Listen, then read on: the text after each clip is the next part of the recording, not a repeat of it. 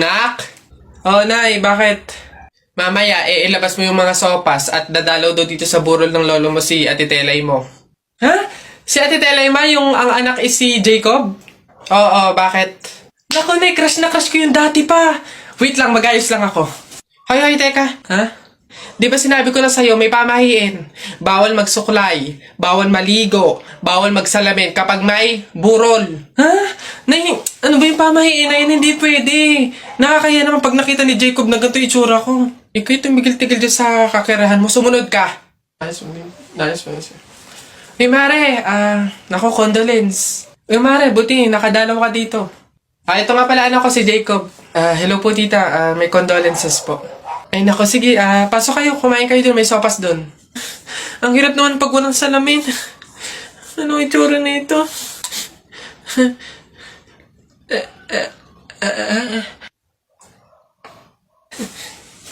Hi, Jacob. Hi. Lintik na pamahiin na yan.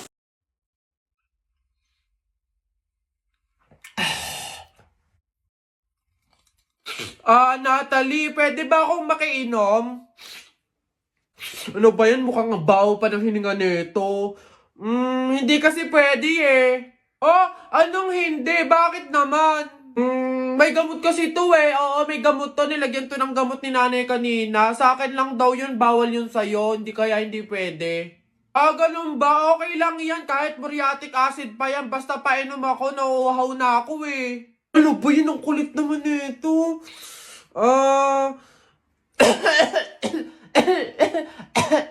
May ubo kasi ako. Tamo, may sakit ako.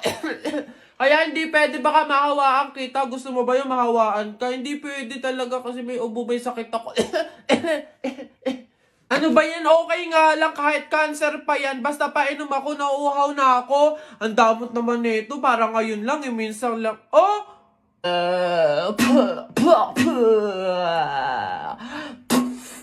Babe, andito na yung mga manliligaw mo. Papilahin ko na ha.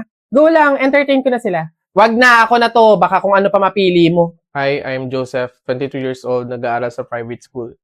For sure, konyo ka. Fluent sa English. Mahihirapan pa yung friend ko sa communication. Dudugo pa ilong. Next! I'm David, 25 years old, business owner, mayaman. Hindi pala hingi ang friend ko. So, paano siya tatayo sa sarili niyang paa kung mayaman na yung partner niya? Next!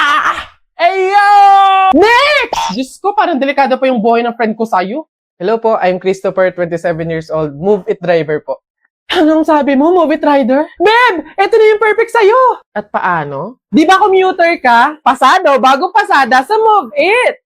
High standards ang mga riders dito. High quality naman sa rides kasi pasado sila sa clearance. 100% may documents ang mga Move It riders, lalo na sa NBI at police clearance. Pasado din sa safety at gear. 100% ng Move It riders ay tinatapos ang kanilang mandatory safety at quality modules. Gear maintenance, 99.995 of our riders are infraction-free.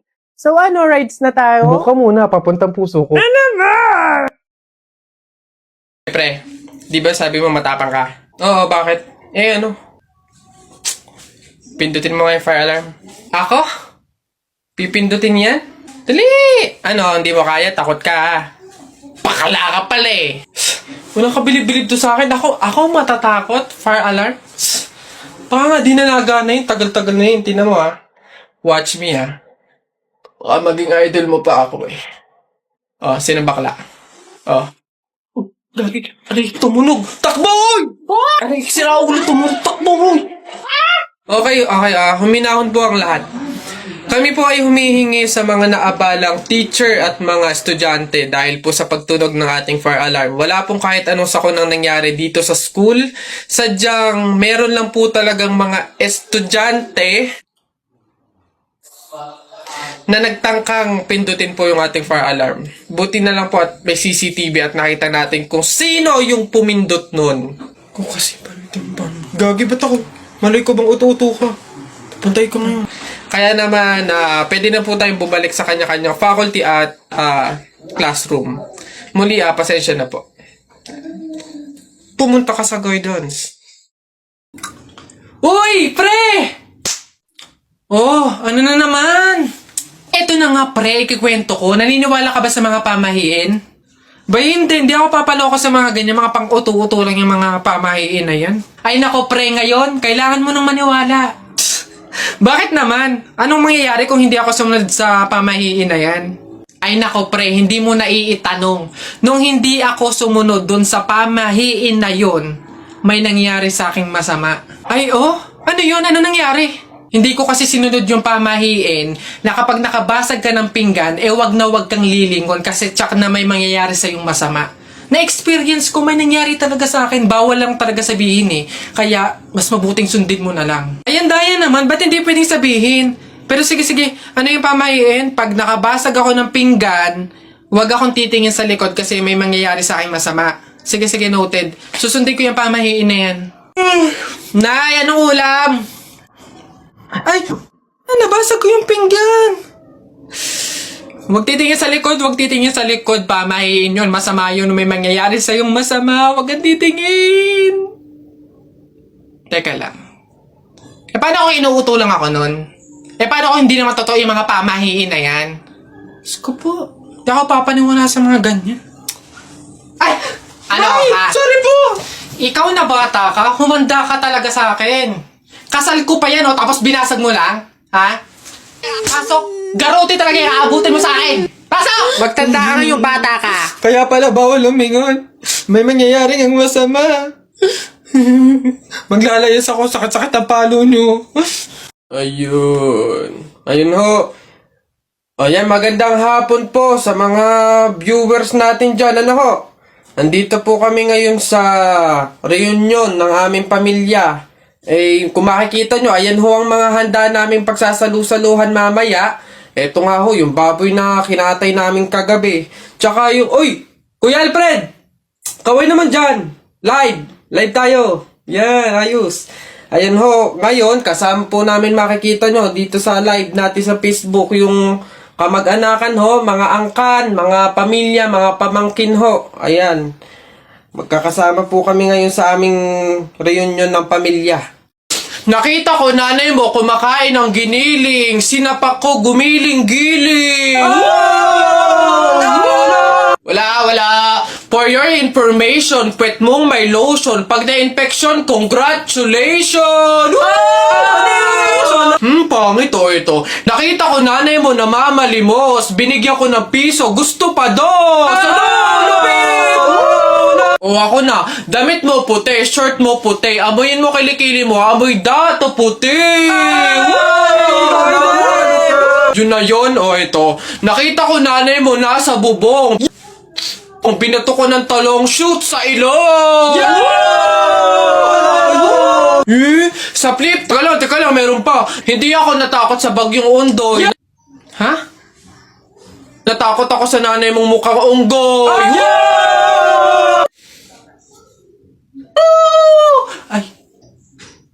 Ay, Nay! Hoy, ikaw na bata ka. Ano yung pinagsasabi mo dito? Tungkol sa nanay niya, ha? Anak ko ito So, ako yung sinasabihan mo, ha? Ay, Ate Flor, ano po yun? Mga flip-top lang po yun. Mga joke-joke lang po. Biro-biro lang po. Hindi po totoo yun Ako nakakapang-init ng ulo tong batang to. Nasaan yung nanay mo, ha?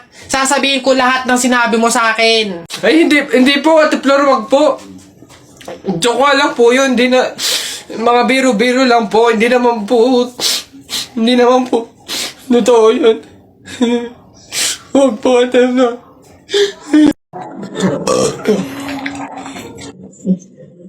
Ilan ba nakuha ko? 1, 2, 3, 4. Madami pala. Kala ko konti na ako. Masarap yung kape, pero kailangan ko ng ibang drink syempre. Kaya, buti nakakuha ko dito. Ay, shucks! Hindi grapes yung nakuha ko. Ba yun? Okay na nga yun. Masarap ng kape, pero feel ko kulang to. Buti na lang nakakuha ko ng madami sa kanila. Hindi naman nila iinumin lahat, hindi naman ubos yung lahat Madami.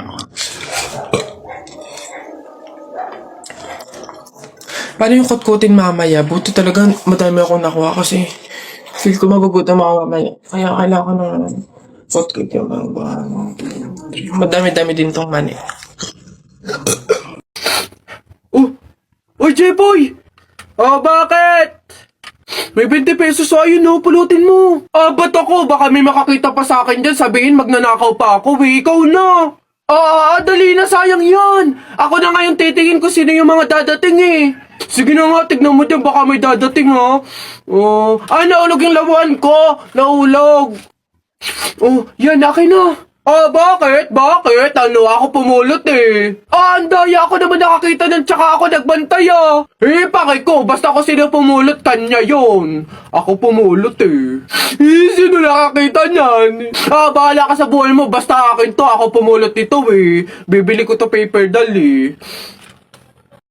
Hoy, Susan!